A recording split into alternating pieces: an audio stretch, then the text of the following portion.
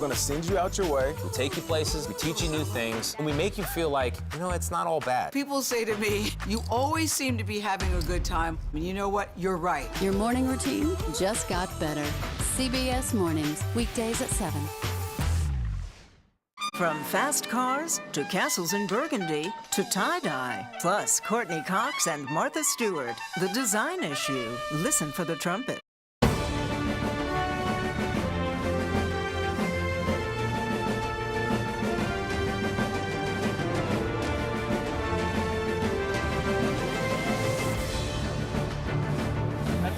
Hunter Biden's federal gun trial begins today with jury selection in Wilmington, Delaware. I feel motivated that I know he's going to do the best job to let them know, hey, you're picking on the wrong person. Well, the people that are already supporting him are already going to vote for him. And even the people that are undecided are not going to be swung either way. They're going to be going towards the issues.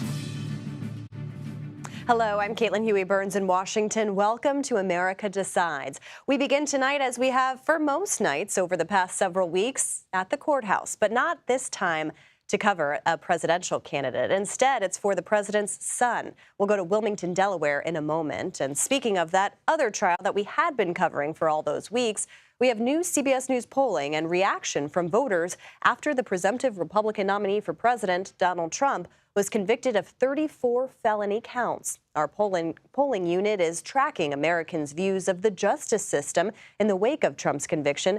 More on that from our data desk in a moment. But we begin now with Robert Costa and Scott McFarlane joining us now and covering all ends of this. Scott, I want to start with you because you are in Wilmington, and we understand that a jury has just been seated. We have a jury of 12 and 4 alternates being decided to serve in this case. How did both sides go about choosing the jury here? Took the full day, Caitlin, to find a jury here. It's 6 men, 6 women with 4 alternates, and that sets them up for opening arguments tomorrow in a trial that could last an estimated 1 to 2 weeks, and it involves the first ever criminal charges against a president's son that go to a criminal trial. Some of the questions are traditional for jury selection. Do you know the lawyers? Do you know the parties involved? Are you a lawyer?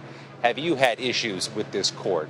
And some of the questions were also peculiar or particular to this case. The one that seemed to be the most resonant with the respective jurors was question number 27. Do you believe the Department of Justice and law enforcement bring cases for political reasons?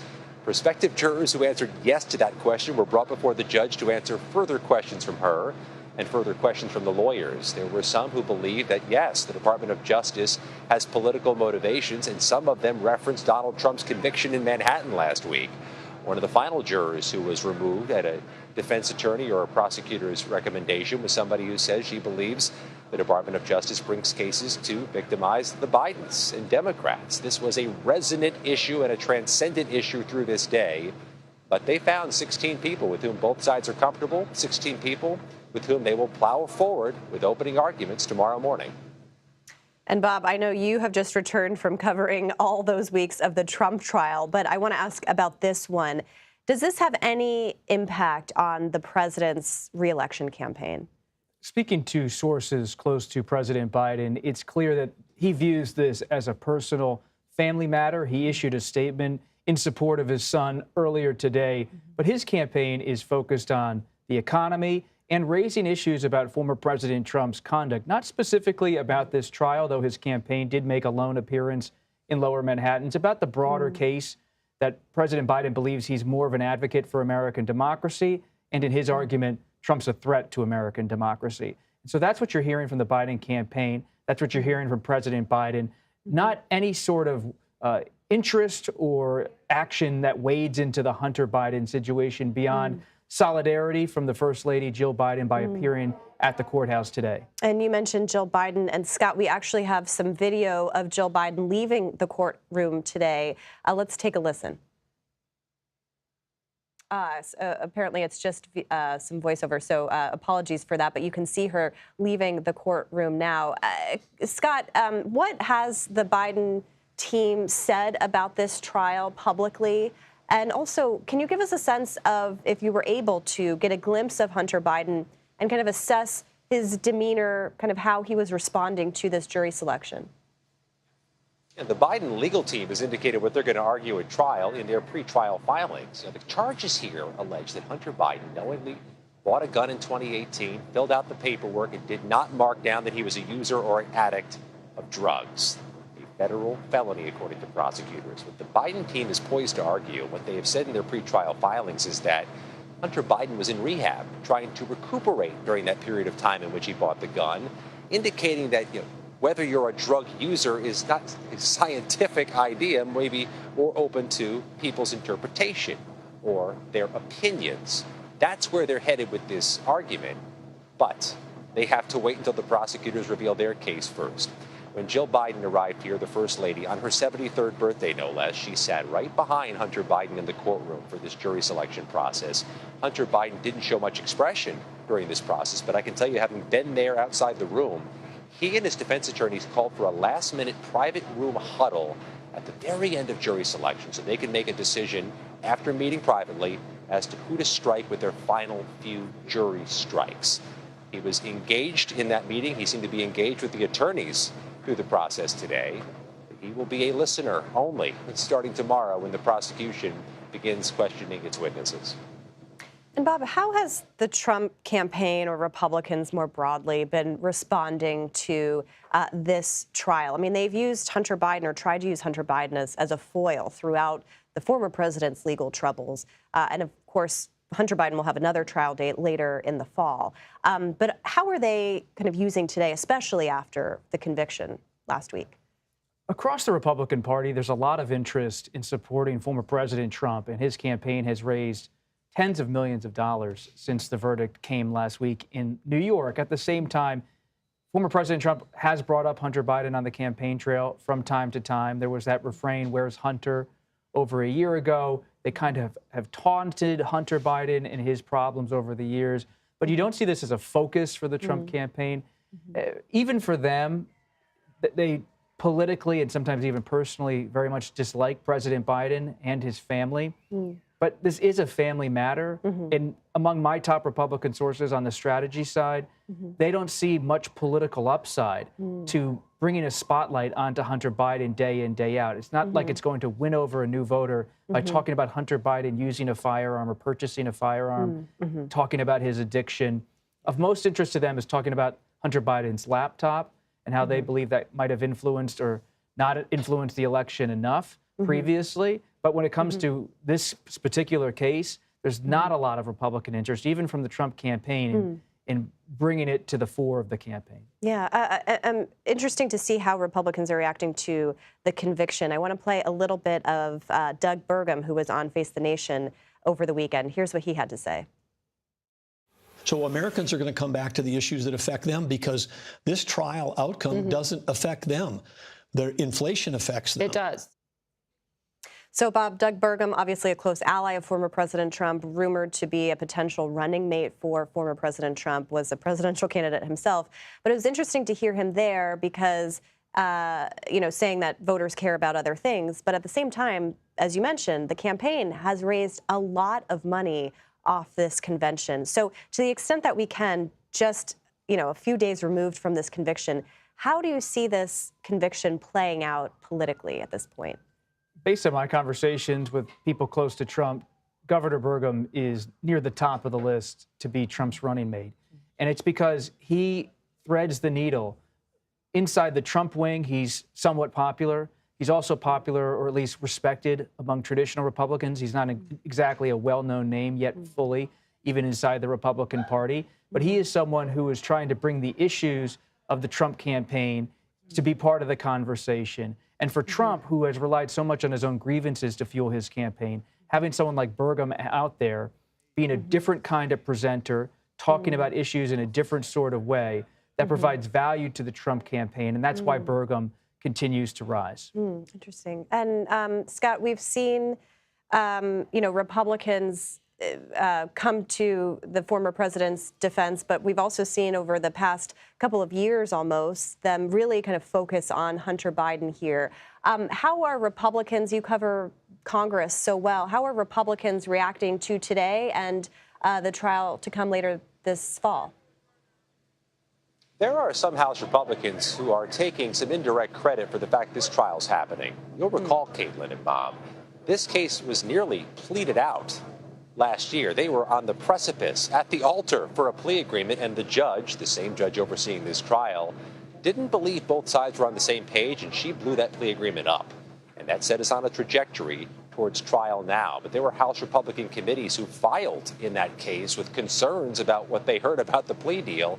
And of course, Caitlin, Hunter Biden has been a common word or words to be heard in Republican House committee hearing rooms over the past few months. They've questioned his business dealings. They've alleged that he has traded off the family name to enrich himself, something he has denied. And they are now watching from a distance, from 2 hours away, as Hunter Biden goes on trial with opening arguments tomorrow morning. All right, and our court coverage continues. Bob Costa and Scott McFarland, thank you so much. We appreciate it. And how is former President Trump's guilty verdict impacting voters in Pennsylvania? We're in that battleground state next to see if the decision is changing anyone's vote. You're streaming America Decides.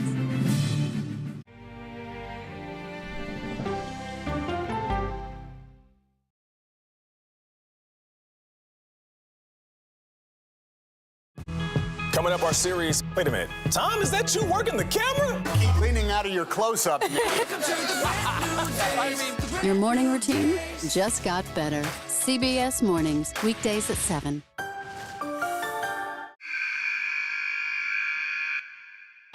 I had progressively fallen deeper into the world of online sports betting. The risk is the rush. What do you think is driving the spike in popularity? I think it's legality. If it's legal, I'm going to use it. There are ways to bet when you are 18. We've created an epidemic of child gambling. You can't walk into a male dormitory in a college campus without sports betting happening. It's America's most neglected problem. I used sports betting as a way to escape, when in reality, I'm choosing self-destruction. Whatever I had left, it was gone. The purpose of the industry is to get you to play to extinction. And that means until all your money is gone.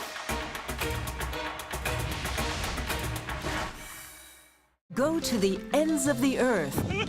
Reach for the stars. Yeah, I just took off. That kind of thing. Oh, that's pretty good. Because there's always something new under the sun on CBS Sunday morning.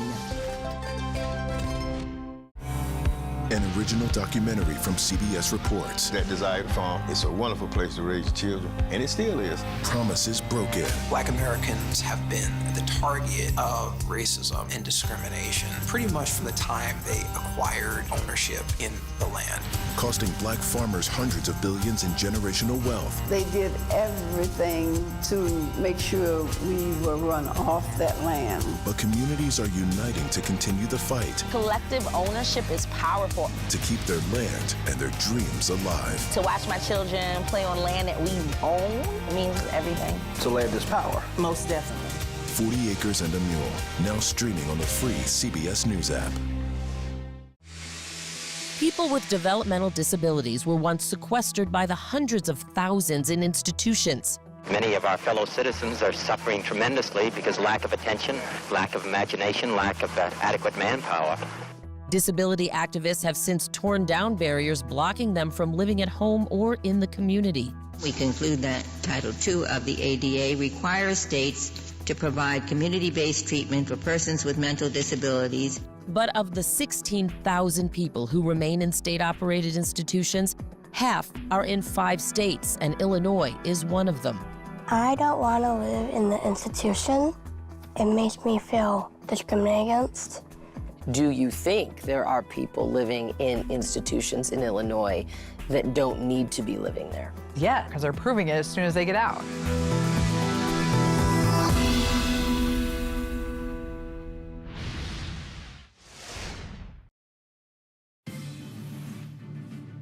It's been 4 days since Donald Trump became the first U.S. president to be convicted of a crime, and reactions to the verdict have been widely divided throughout the nation.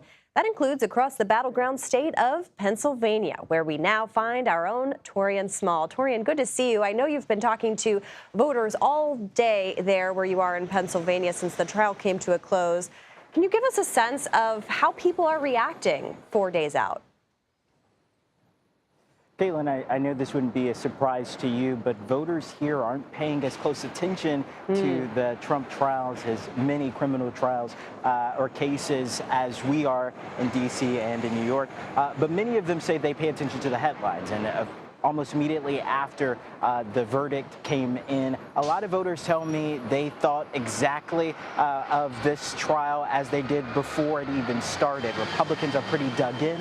They believe that this was unfair persecution of a former president, a political opponent of the current president. And Democrats and independents, however, say that they trust the process. Take a listen to what a few of the folks in Bucks County, Pennsylvania, just an hour north of Philadelphia, had to say.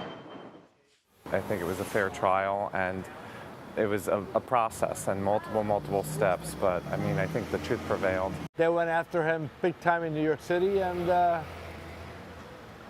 guy wanted to prove that, you know, he's, again, Democratic DA, Democratic city, so they basically cornered him. Many Republicans I talked to, including folks who were on the fence about supporting Trump. That last guy you just heard from said that he was originally a supporter of Nikki Haley and Ron DeSantis, but ultimately decided to lean into President Trump's second run or third run for office in the hopes that he gets a second term because of these mounting legal challenges against the former president. That's interesting, Torian, because that is helps to answer some of the questions that we've had about whether this, in fact, converts anybody to Trump's side.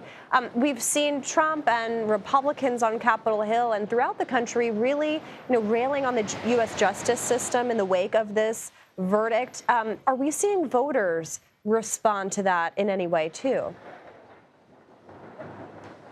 I think a lot of Republicans are parroting what they're hearing from the top. So Republicans I talked to say that, yes, this is an unfair abuse of the criminal justice system.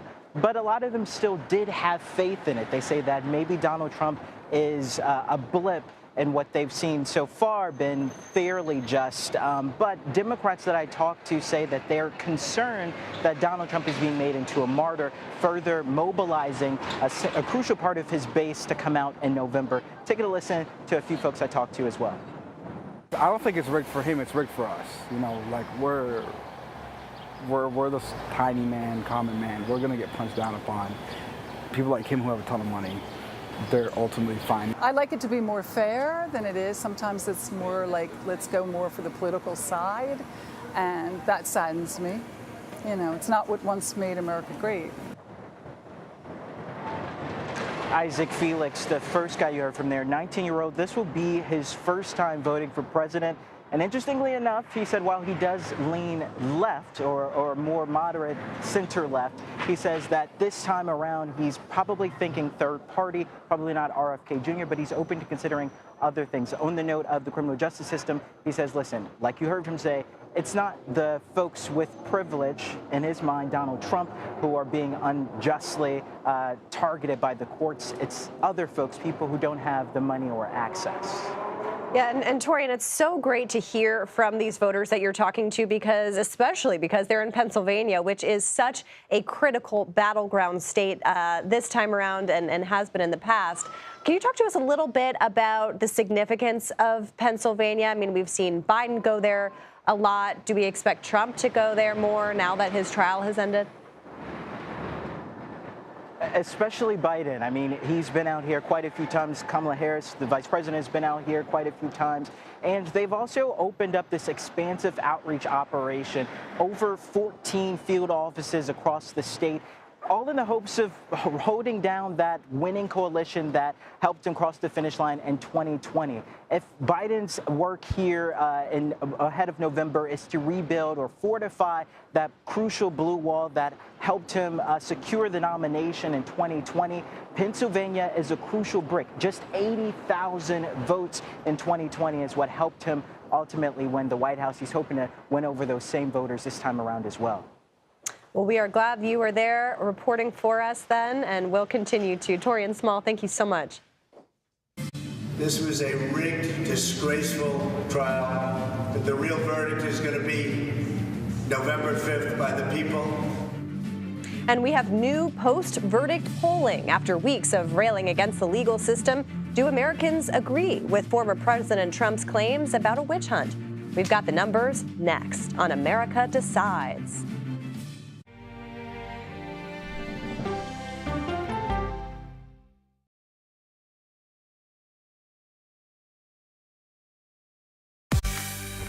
On our places, bright, shiny faces. When you wake up in the morning, we want to be your go-to team. Nate has one of the quickest minds I've ever seen. Tony has a way of making people feel comfortable. Gail has this unbelievable knack to ask the question that you're asking at home. I've been told I could talk to a tree, and that's pretty much true. I don't go to work in the morning. I go for coffee with my two good friends, and we talk about the world. Your morning routine just got better. CBS Mornings, weekdays at 7. It didn't seem like anything could happen, because nothing ever happens in East Palestine, but it did. Authorities released toxic fumes from 5 derailed train cars. Resident, please evacuate. Acute bronchitis due to chemical fumes. Did you ever have these problems before the derailment? No, ma'am. This neighborhood's not safe no more. We can assure the community that there's not vinyl chloride entering their communities. Then why are there so many people feeling these various symptoms of bloody noses or difficulty breathing or bronchitis? That's a hard question to answer. We're talking about one of the most blatant releases of a mixture of some of the most toxic chemicals that we've seen in America. I feel like now I have a duty to warn other communities. If my daughter has to watch me die of cancer, at least it saves someone else.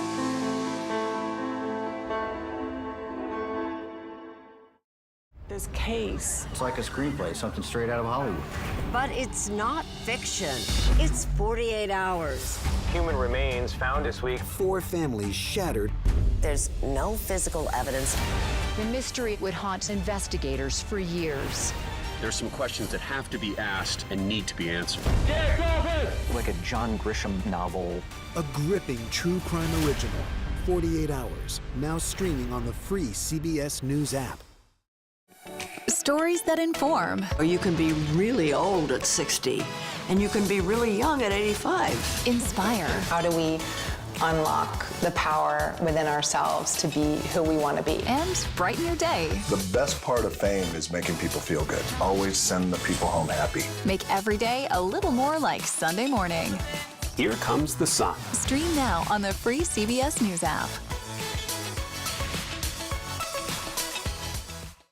Hello, everyone, and welcome to our Dragon capsule here in space. Sightseers in space, the thrill of a lifetime. Seeing the Earth from space, it was so exhilarating. But the risks that come with the territory. There have been 4 fatal accidents. That's a 1% fatal accident rate. Might make you look before you launch. If you had 1 out of 100 airplanes falling out of the sky, we'd have a public crisis. Space tourism, now streaming on the free CBS News app.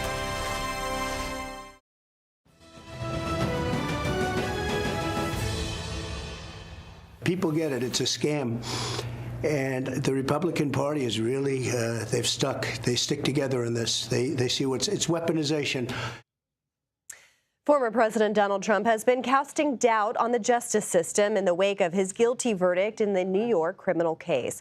But do Americans agree with him? Well, we have CBS News Executive Director of Elections and Surveys, Anthony Salvanto, with us to share his post-verdict polling. Say that 3 times fast, Anthony.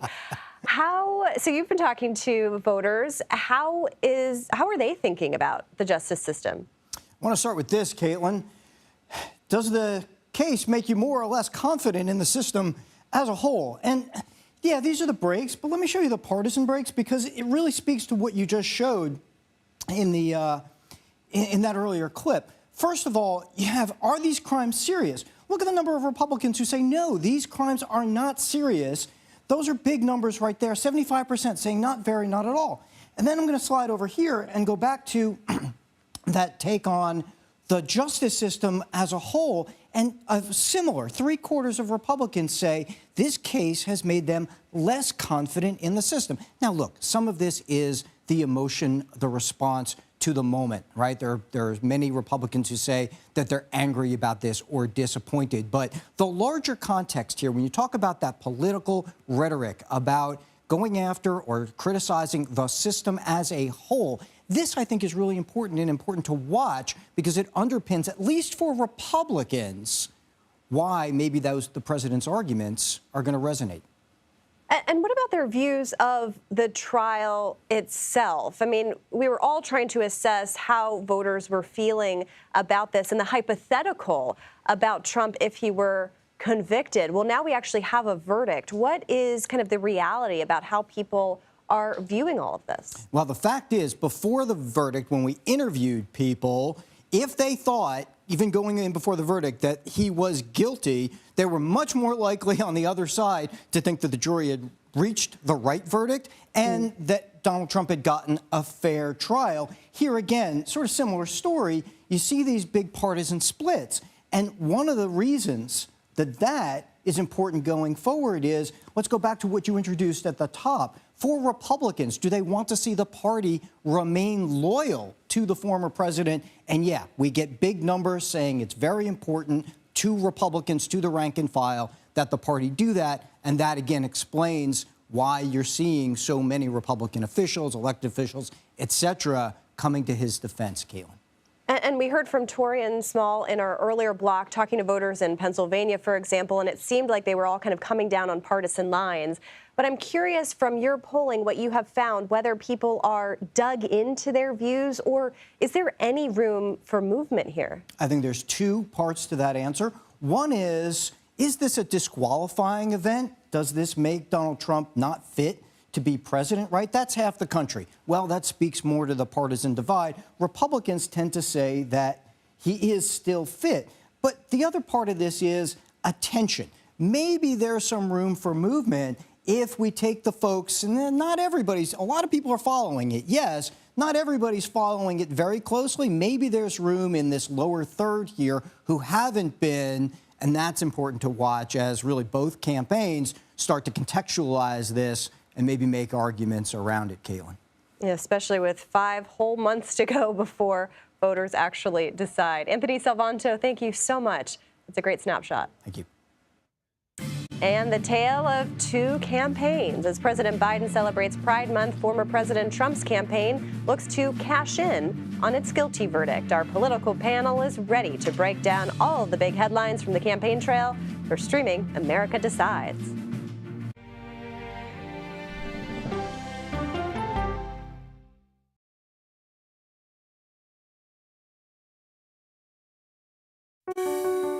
Washington is the seat of power. National security, foreign policy, global economics, every story comes through Washington in some way. We bring some of the most powerful voices in America to the table. We don't just ask the questions, you have to go deeper. We try to understand what's at the heart of the issue we're talking about, to then come forward with solutions. Face the Nation on CBS. The justices ruled that Harvard and the University of North Carolina violated the Constitution. In the aftermath of the Supreme Court decision to end affirmative action in college admissions, uncertainty sets in for some students of color. Affirmative action really gave us an equal opportunity. CBS Reports explores the historic decision and what it means for those chasing an opportunity to change their lives. I knew that college was the ticket to break this cycle. The end of affirmative action, now streaming on the free CBS News app. Okay, let's go. You guys good? Hey. All right, we good? Keep going. The clock, it's ticking. Off we go. 60 minutes. 60 minutes. 60 minutes. It's time for 60 Minutes, Sundays on CBS. An original documentary from CBS Reports. AI is among the most world-changing technologies ever. Curing diseases, scientific breakthroughs, making lives better. They can help us with medical discoveries, scientific discoveries, doing better agriculture, having cures for things like Alzheimer's. It's also going to really transform the way we work. The uplifting potential of artificial intelligence is limitless. It gives you a friend, somebody to chat with 24/7 that is non-judgmental. He makes me feel loved and desired. And so are its downfalls. The problem with all this AI is that it's unpredictable and uncontrollable. The choices we make now will have lasting effects for decades, maybe even centuries. The ChatGPT revolution, now streaming on the free CBS News app. We are about to see American weapons in the hands of Mexican cartels. A gun pipeline to Mexico. We are arming the cartels. 100%, no doubt about it. Happening right under our noses. Who's doing something about this? Nobody. A CBS Reports exclusive. Most Americans have no idea that we are effectively arming the enemy next door. This is the story the American people need to know. Arming cartels, now streaming on the free CBS News app. America Decides, taking you inside American democracy. The most important stories on a day-to-day, hour-to-hour basis. You're going to hear a lot of reporting. It is clearly a pivotal moment. Gun control, the economy, education. Both sides of the political aisle fight it out for power. Bringing you the analysis that you need. Thoughtfully, with context. Be part of the conversation. On CBS News Streaming. Welcome to America Decides, Monday through Thursday at 5 p.m. Eastern. My revenge will be success, and I mean that. But it's awfully hard when you see what they've done. These people are so evil. The Trump campaign says they are bringing in millions of dollars in donations after the former president's conviction. Meanwhile, the Biden campaign is rolling out a media blitz for Pride Month, hoping to shore up support from the LGBTQ community. Let's bring in our panel, Molly Ball and Lauren Egan. Molly is a senior political correspondent for The Wall Street Journal, and Lauren is White House reporter for Politico. Great to have you both with us today. A lot to get to from over the weekend. But let's talk about this Trump fundraising. I mean, Republicans, their win-red fundraising system broke down after the verdict. Trump and related campaigns have raised millions and millions of dollars off of this. Not entirely surprising, but Molly, it does speak to the level of support here, and I'm kind of curious whether this has any potential to convert voters. Well, that's the real question. I think it's exactly the right question, because this fundraising is coming from Trump's hardcore base, right?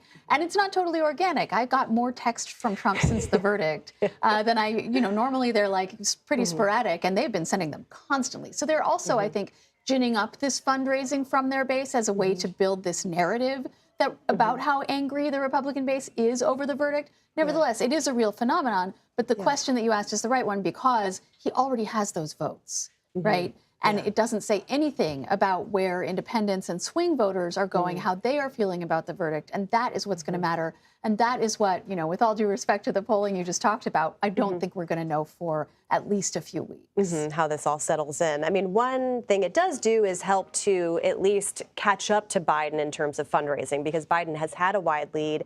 This certainly helps Trump in that endeavor. But I'm curious how Democrats have been strategizing around this indictment, or this conviction, I should say, and whether they are changing anything that they're doing. Yeah, I think this is something you've constantly heard from the White House and from Biden aides. When they talk about Biden's polling numbers, they said, we're not too worried because we have such an enormous fundraising lead. Last month, the FEC report that came out last month showed that Trump was starting to catch up a bit. So certainly when these numbers rolled in over these past day or two, it's worried Democrats who have felt so reassured in the fact that they had this enormous war chest. Now that Trump might be chipping into that, there's some concern. And you've seen Joe Biden's campaign as well, sending out text messages alluding to this conviction.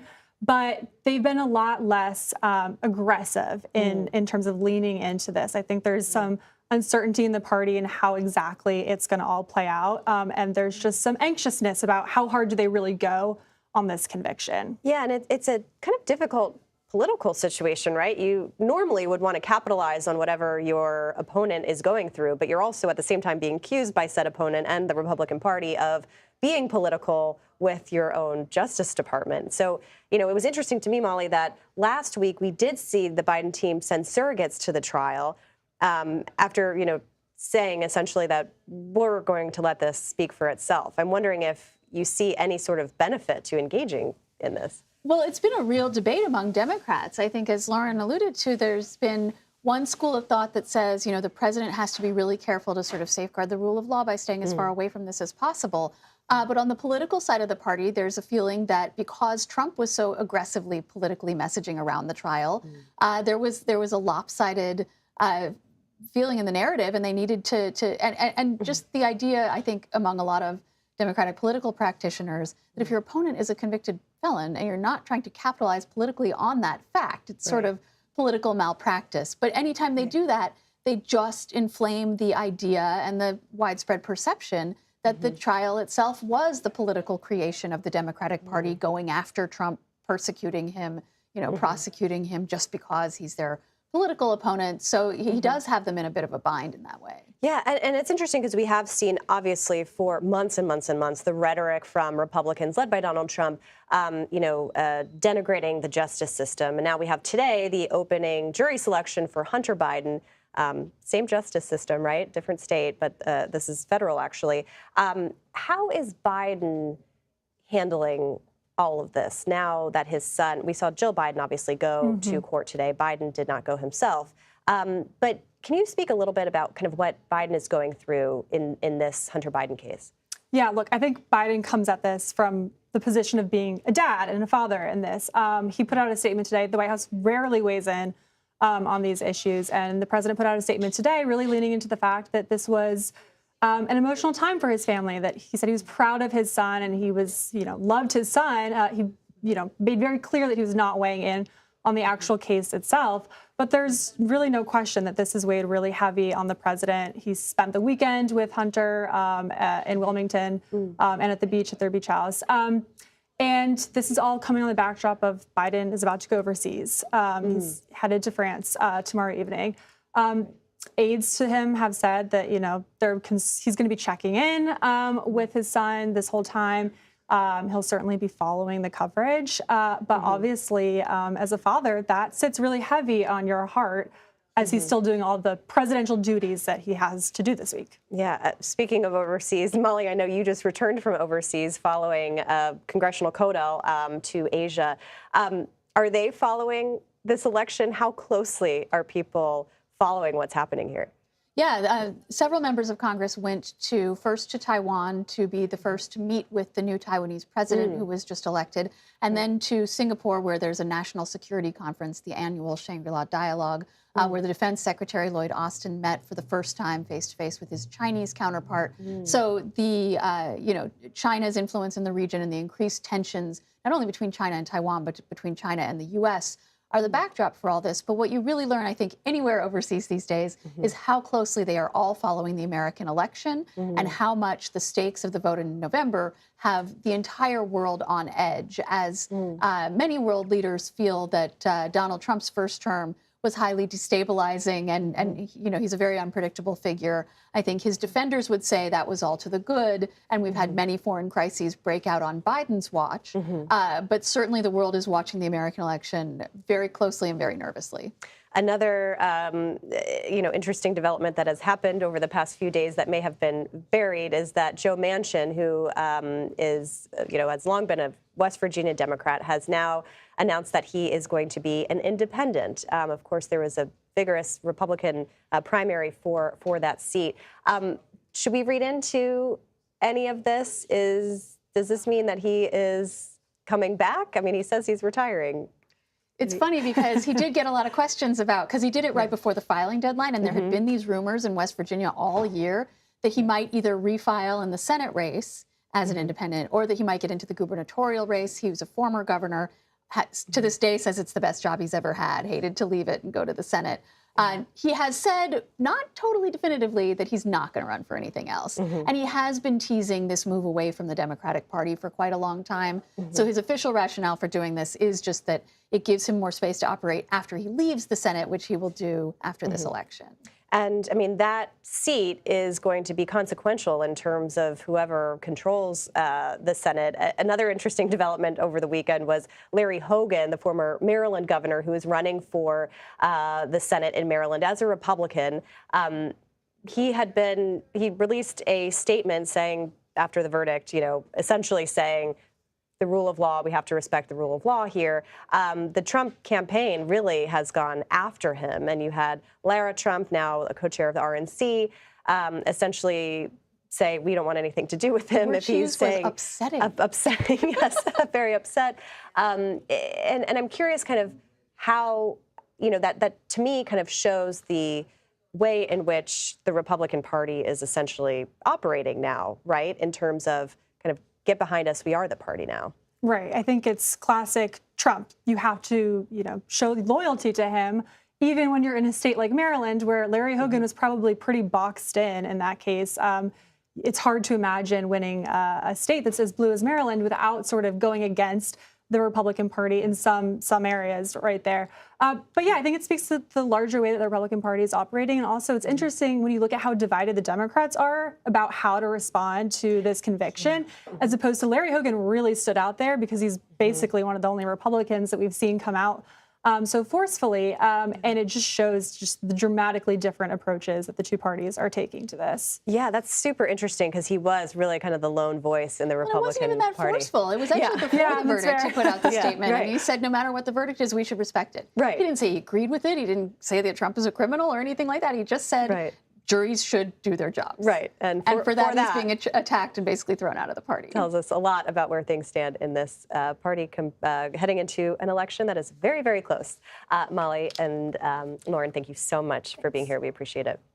And President Biden is expected to issue a long-anticipated executive order impacting asylum seekers on the southern border. Camilo Montoya Galvez has the latest from El Paso.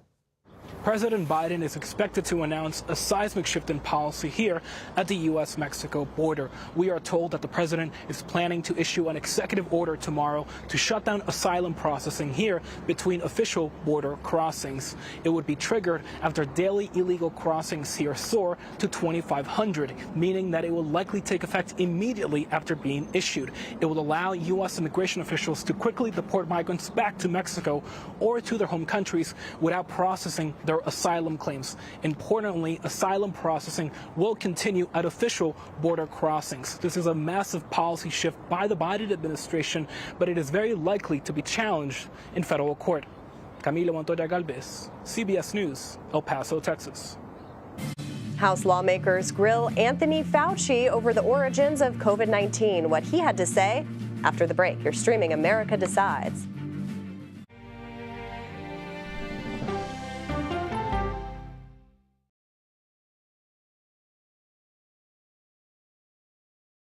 Go to the ends of the earth. Right now. We got something crazy.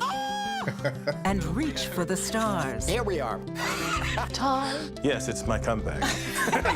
Hey, this is pretty fun. But wait, there's more. Experience thought-provoking. Welcome to the idea of being a human being. Innovative and truly original reporting. Look through a telescope and go, wow. Because there's always something new under the sun on CBS Sunday morning. At this moment, terrorists could be plotting another attack. 9/11 triggered a counter-terrorist system that included a secret database. This person needs a closer look. A growing list of nearly 2 million people, including some Americans who say they're innocent. For 1 hour flight, I have to spend 6 hours to go and come back. CBS Reports explores the system, the people responsible for it, and those pushing for change. I'm not fighting against them. I'm fighting for them to do the right thing. The Watch List, now streaming on the free CBS News app.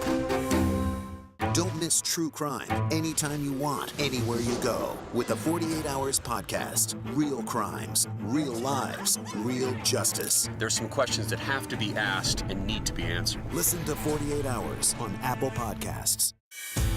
An original documentary from CBS Reports. Imagine yourself in Manhattan with no police, no army, no mayor. The people of Haiti stare down poverty, corruption, natural disasters, and violence. 90% of the guns that are used by gangs in Haiti are American guns. But with an unbreakable spirit and eternal optimism. There are days where I cry, but we can't be discouraged. We still believe in Haiti. They're still able to look ahead with hope. Haiti is on the brink of transformation, a radical shift. Nations are coming together and saying things must change. Fighting for Haiti, now streaming on the free CBS News app. Hey there, welcome to The Uplift. I thought she was a groom, and I stepped back and I went, oh, you're the queen. She's going to be with me every instant that I'm alive. I just wanted to see if you'd go to Disneyland with me today. I look over at him and he's smiling. I'm going to remember that the rest of my life. They told us when he was going to be born, he was only going to live for 30 minutes. It's really a miracle that he's with us today. The Uplift. Stream now on the free CBS News app.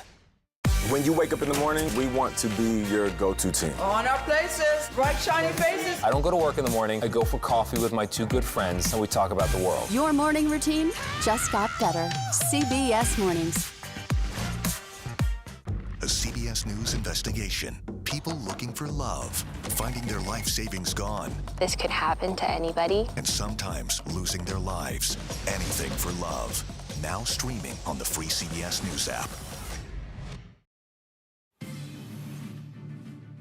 We're still roughly 5 months away from Election Day, but one of the most powerful Republicans in Congress is already gearing up to take on large-scale action if Donald Trump returns to the White House. In an exclusive interview with Semaphore, House Speaker Mike Johnson said he plans to push a legislative package that would address a wide range of issues if Trump is reelected in November, and says he believes Trump can be, quote, the most consequential president of the modern era.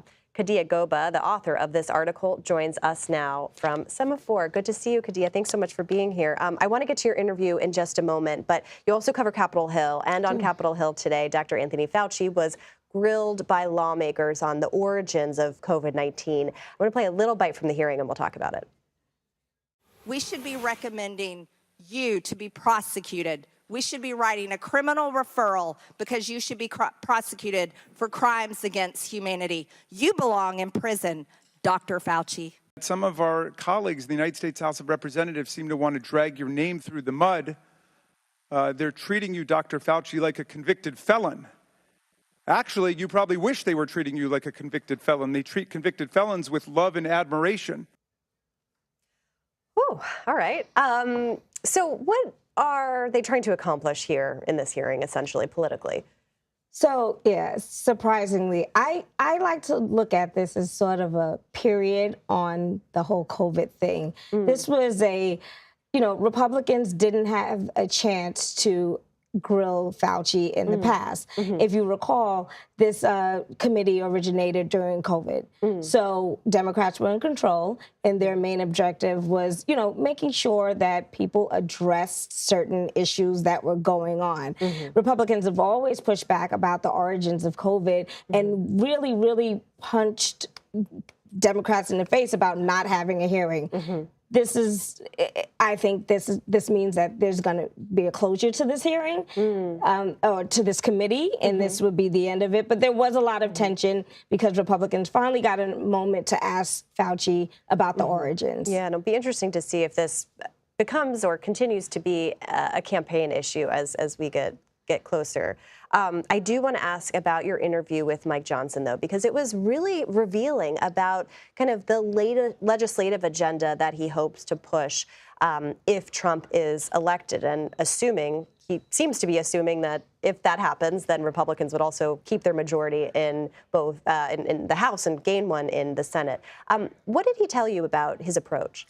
Yeah, I was surprised. It was pretty ambitious. He wants to use this kind of legislative magic called reconciliation with the assumption that Republicans will have the executive branch in both the Senate and the House and push through some legislation, but like a lot of legislation, like on immigration, obviously the big tax, all the tax measures that are expiring, as well as some energy stuff. I don't know if that's going to happen. Well, first of all, they have to win all of those seats. They have to win the presidential. But I thought it was very ambitious. He said he wanted to, do all of that. Some of it is probably messaging to say, voters, give us the House. This is what we'll do. Or give us the presidency. This is what we'll do.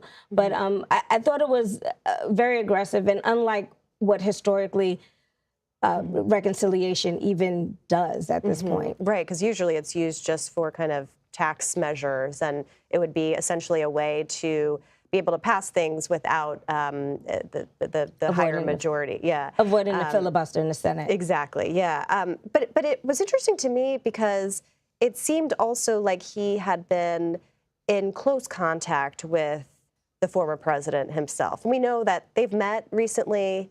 He came to his defense at the trial. Did it tell you anything about that sort of relationship or what that relationship might be if, in fact, Trump is elected? Yeah, when the team actually outlined what each leader's position was in this, they essentially said that, Johnson was the person that was going to be the liaison to the administration. So I thought that was very telling and very presumptuous that he would be the speaker going into 2025. Again, I think also probably a great messaging tool for him to talk to some of the Republicans to say, hey, I have Donald Trump's back. This is what we are going to do together. And to kind of say, hey, we're in this together. Also, he mentioned, too, that he had learned from past mistakes, or that Republicans had learned from past mistakes legislatively. What exactly was he referring to? So typically with the reconciliation, you want to focus on one specific item and push that forward. And that's what he's saying. He's saying he's not going to be that conservative. He's going to be very broad and, trying to establish a lot. I'm not sure that's going to work. It did not work for Democrats a few years ago. So we'll see. I think they have the best chance of pushing through the tax measures, though. All right, we will see. Kadia, thank you so much for being here. We appreciate it. Thanks for having me. And Texas Congresswoman Sheila Jackson Lee says she has been diagnosed with pancreatic cancer. The 74-year-old Democrat says she's currently undergoing treatment and plans to be present for as many votes as she can. Lee was first elected to Congress in 1994. She recently won a Democratic primary challenge and faces a contest for re-election this November. In 2012, Lee said that she was cancer-free, and that was a year after being diagnosed with breast cancer. Well, a historic win in Mexico as the country elects its first female president. What Claudia Sheinbaum's win means for relations with our neighbors to the south. You're streaming America Decides.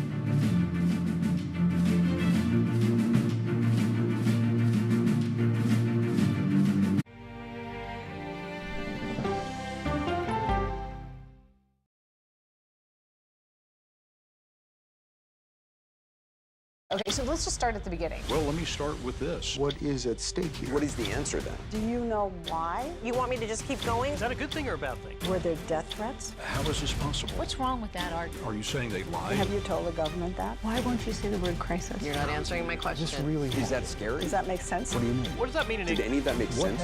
What's your response? What happened? Why?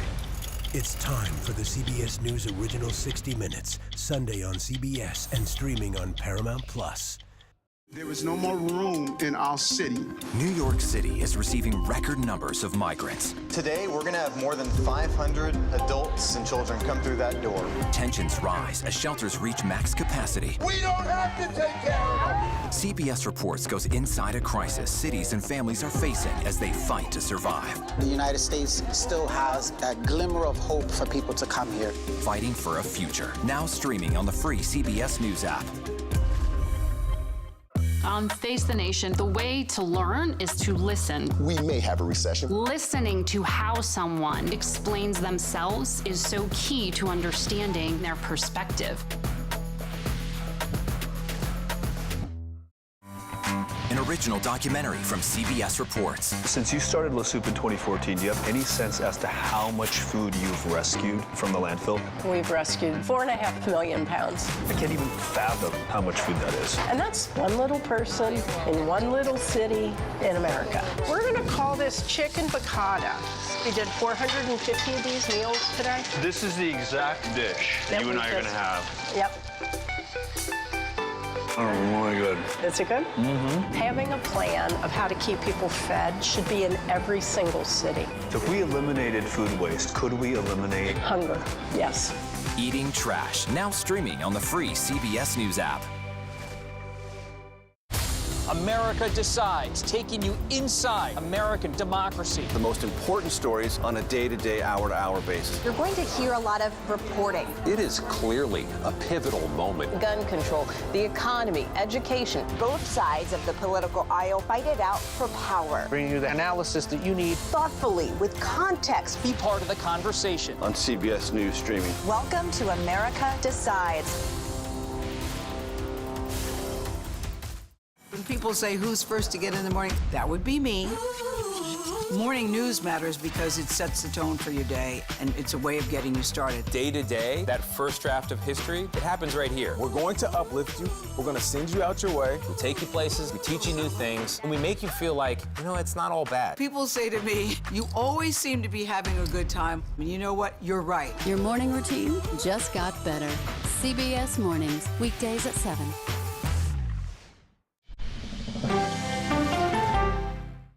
Mexico has elected its first female president. Claudia Sheinbaum's decisive victory also makes her Mexico's first Jewish president. The 61-year-old is a climate scientist who served as the mayor of Mexico City. Sheinbaum has promised to continue her predecessor's social welfare programs, including a universal pension for the elderly. She will begin her 6-year term on October 1st.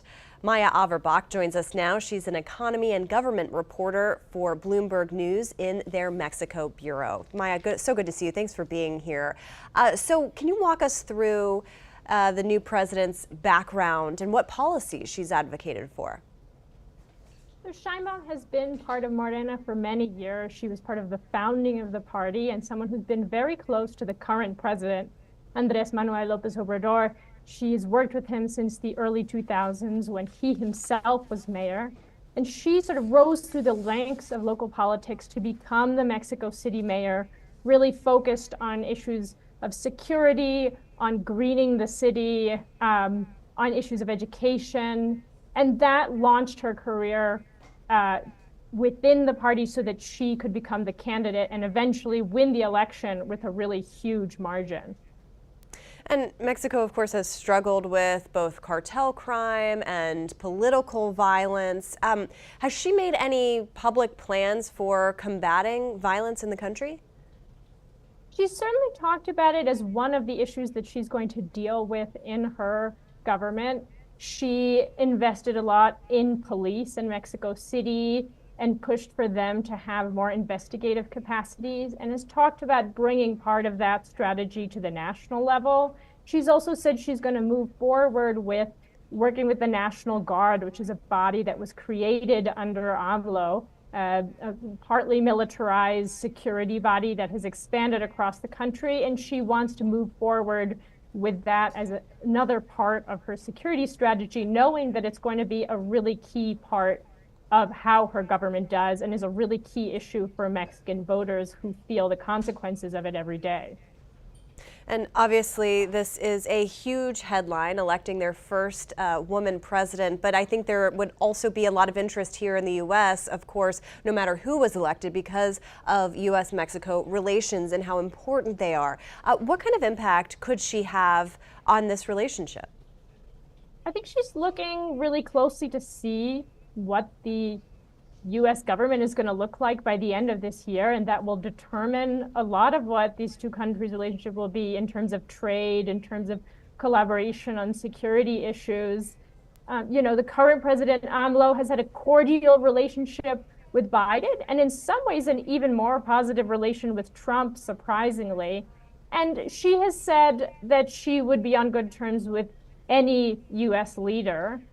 But obviously the relationship would be very different. The two countries also have to take another look at the free trade agreement along with Canada. They're going to have a review of that. And so a lot hangs in the balance, both for Mexico's economy as a country that exports a ton of goods every year to the U.S., and in terms of how much the U.S. government will also try to put pressure on Mexico with issues like immigration and security that have become really key in this U.S. election cycle. Yeah, defining issues in this election. Well, a historic one in Mexico, and we'll all be staying tuned to what happens here as well. Maya, thank you so much for your time. Thanks for having me. I do want to say again, crimes of hate and crimes of violence cannot be tolerated in our country. Hate and prejudice are not American values. This month marks 25 years of commemorating Pride Month, and what you just heard from former President Clinton was part of his response to the murder of Matthew Shepard, a gay 21-year-old student at the University of Wyoming. 8 months later, and to honor 30 years since the Stonewall riots, President Clinton declared June Gay and Lesbian Pride Month. At the time, Clinton wrote that, quote, "We cannot achieve true tolerance merely through legislation. We must change hearts and minds as well." In 2016, then President Obama designated the Stonewall Inn as a national monument. We got to keep pushing for equality and acceptance and tolerance. But the arc of our history is clear. It's an arc of progress. And finally tonight, a member of Congress's son appeared to take his father's advice a little too seriously today on the House floor. Republican Congressman John Rose of Tennessee told his kid to smile at the camera during his floor remarks, and here was the result. Driven prosecution and now conviction of a major political party nominee running for president, especially on the charges brought against Donald Trump, should gravely concern every member of this body. Congressman Rose tweeted, quote, "This is what I get for telling my son Guy to smile at the camera for his little brother." I know how that goes. Well, that does it for today. We'll be back with another edition of America Decides tomorrow at 5 p.m. Eastern. The Daily Report with John Dickerson starts right now.